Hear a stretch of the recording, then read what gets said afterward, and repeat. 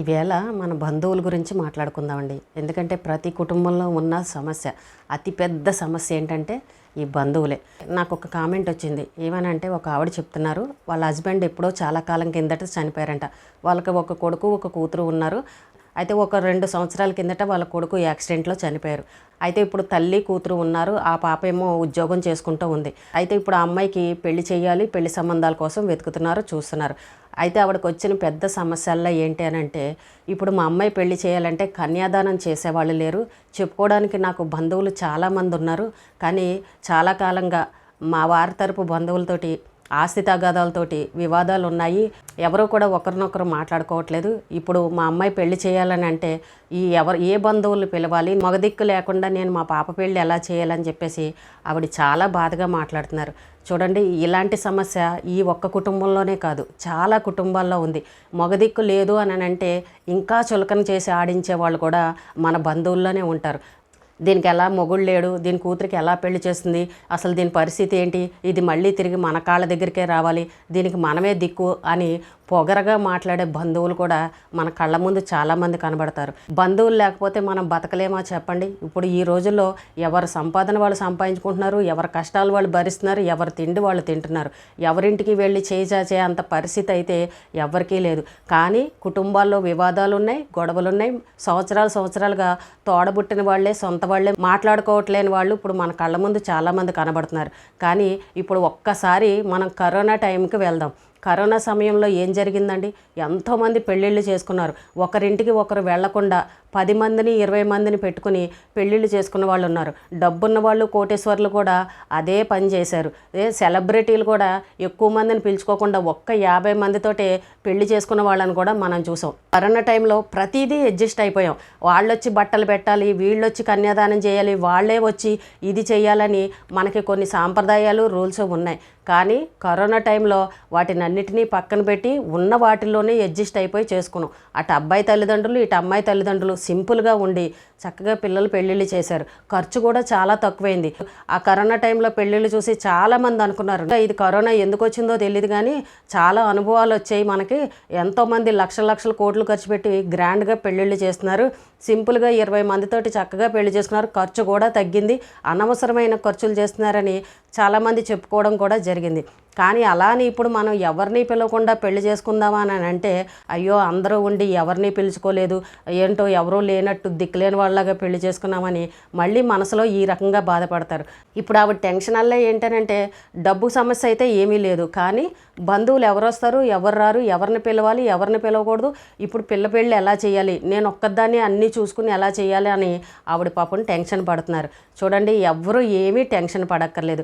ఇప్పుడు సంబంధం కుదిరిందనుకోండి, అబ్బాయి వాళ్ళకి అన్నీ చెప్పండి, ఇది మా పరిస్థితి, ఉండడానికి ఇంతమంది బంధువులు ఉన్నారు, మా ఇంట్లో గత కొంతకాలంగా ఇలాంటి సమస్యలు ఉన్నాయి, అందుకని ఒకరొకరు మాట్లాడుకోవట్లేదు, మీ బంధువుల్లో ఎవరన్నా ఉంటే కన్యాదానం చేయించండి అని చెప్పేసి అలా అని చెప్పి పెళ్ళికొడుకు వాళ్ళకే చెప్పారు అనుకోండి, వాళ్ళ బంధువుల్లో ఎవరో ఒకరు ఉంటారు, అక్కడికి ఆ సమస్య క్లియర్ అయిపోతుంది. ఎవరో ఒకరు కూర్చొని కన్యాదానం చేస్తారు. లేదు అని అంటే మీ స్నేహితులు ఎవరో ఒకరు ఉంటారు, మీ కమ్యూనిటీలో వాళ్ళే ఎవరో ఒకరు పెద్దవాళ్ళు ఉంటారు, వాళ్ళ దగ్గరికి వెళ్ళి వాళ్ళని అడిగినా కూడా ఎవరో ఒకళ్ళు వచ్చి చక్కగా కన్యాదానం చేస్తారు. ఇలాంటి టెన్షన్ ఎవ్వరూ పడక్కలేదు. చూడండి, ప్రతి ఒక్కరికి ఒక కమ్యూనిటీ అనేది ఉంది. కాపులు కానీ, బ్రాహ్మణులు కానీ, ఇలాగా వైశ్యాస్ కానీ, ప్రతి చోట అన్ని కులాల వాళ్ళకి కూడా ఒక కమ్యూనిటీ, ఒక గ్రూపులు అనేవి ఉన్నాయి.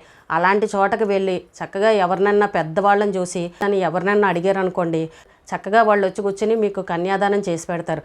కాబట్టి దీని గురించి పెద్దగా ఆలోచించక్కర్లేదండి. ఆ సమయానికి మీరు పంతులు గారిని అడిగినా కూడా ఏదో ఒక సలహా చెప్తారు. ఇప్పుడు మీ బంధువుల్లో వివాదాలు ఉన్నాయి గత కొంతకాలంగా అని చెప్తున్నారు. ఒకవేళ మీకు నిజంగా వాళ్ళు కూడా ఇలాగే అనుకుంటున్నారేమో, ఒకవేళ మమ్మల్ని పిలిస్తే మేము వెళ్ళేవాళ్ళం, మమ్మల్ని పిలవలేదు, మాకు చెప్పలేదు అని వాళ్ళే తిరిగి అనే పరిస్థితి ఉంటుంది. కాబట్టి పెళ్లి కుదిరింది అని అన్నప్పుడు ఒకసారి వెళ్ళి వాళ్ళకి చెప్పడం, ఇలా మరి మీరు చేస్తారని వాళ్ళని అడగడం, ఇలాంటివి చేశారనుకోండి, మీ ధర్మం ప్రకారం మీరు అడిగితే మీ తప్పు లేకుండా ఉంటుంది. రేపొద్దున మళ్ళీ వాళ్ళ దగ్గర నుంచి మనం నిందపడే పరిస్థితి ఉండదు.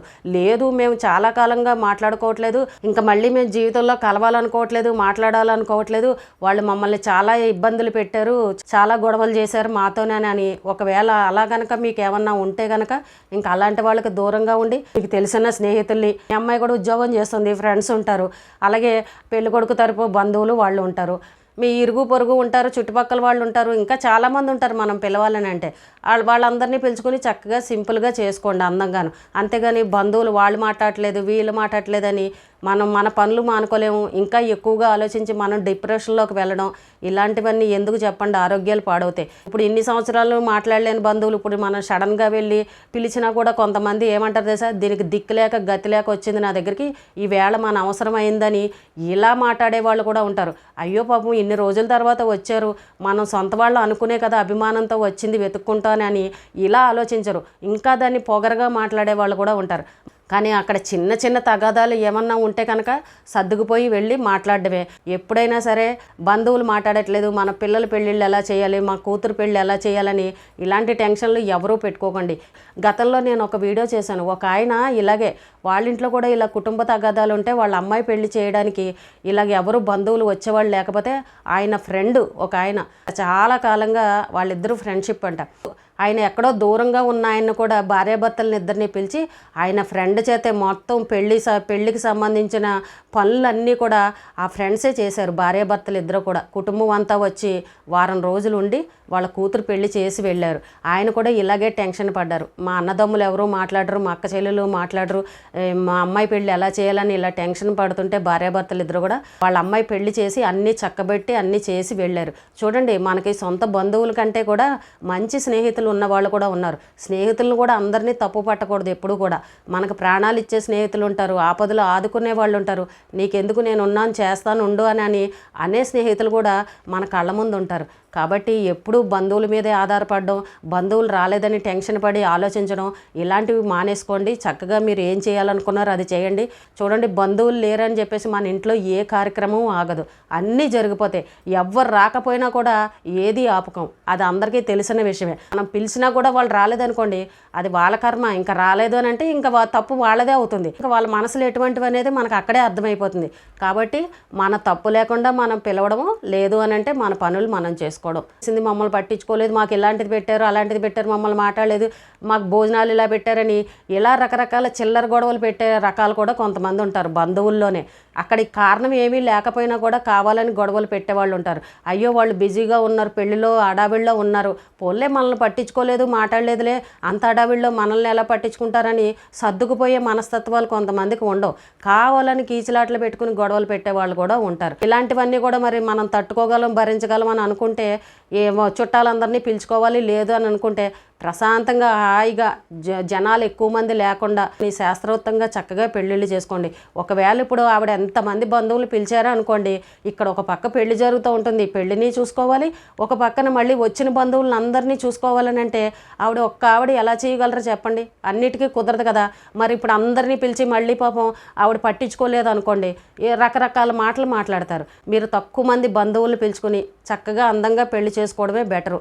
మనకి వెనకాల సాయం చేసి నిలబడే వాళ్ళు ఉండి అన్ని పనులు చూసుకునే వాళ్ళు ఉంటే మనం ధైర్యంగా ఉండొచ్చు. ఇప్పుడు డబ్బు అంటే ఖర్చు పెట్టగలం, కానీ ఈ వచ్చిన చుట్టాలని అక్కడ అన్నిటినీ చూసుకుని పట్టించుకోవాలని అంటే అది సాధ్యమయ్యే పని కాదు. ఆడవాళ్ళకి చాలా కష్టంగా ఉంటుంది. మీకు ముఖ్యమైన వాళ్ళని పిలుచుకోండి, మీతో ఎవరైతే మాట్లాడతారో బంధువులు కానీ స్నేహితులు కానీ అలాంటి వాళ్ళని పిలుచుకుని చక్కగా చేసుకోండి.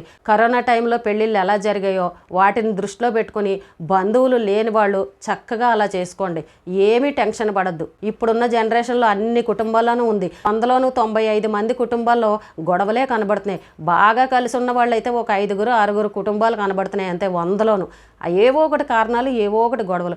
డబ్బు కార్లు ఉండి హుందాగా ఉన్నారనుకోండి, అలాంటి వాళ్ళకి ఎన్ని గొడవలు ఉన్నా రాసుకుని పూసుకుని తిరుగుతూ ఉంటారు, వాళ్ళ ఇళ్ళకి వదలరు. డబ్బుని చూసుకుని చుట్టాలు దగ్గర అయ్యే వాళ్ళు ఉంటారు. కొంచెం ఏమీ డబ్బులు లేకుండా ఏదో మిడిల్ క్లాస్ లాగా ఉండి అలా జీతాల మీద బతికే వాళ్ళు ఉన్నారనుకోండి, అలాంటి వాళ్ళ దగ్గరికి ఈ బంధువులు ఎవ్వరూ రారనమాట.